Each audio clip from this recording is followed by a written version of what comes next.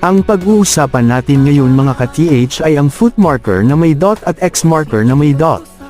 Foot marker, kapag ang foot marker ay walang dull area ibig sabihin treasure under.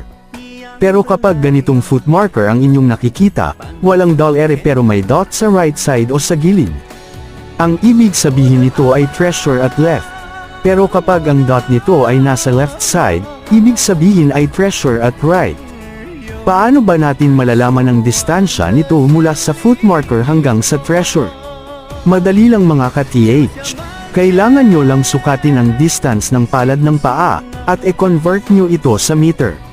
Halimbawa kung ang sukat ng palad ay 8 cm. Ibig sabihin 8 meters ang sukat mula foot marker patungo sa treasure. X marker, ang kahulugan ng X marker ay landmark talaga. Pero kapag ganitong X marker ang inyong makikita, may dot sa gilid.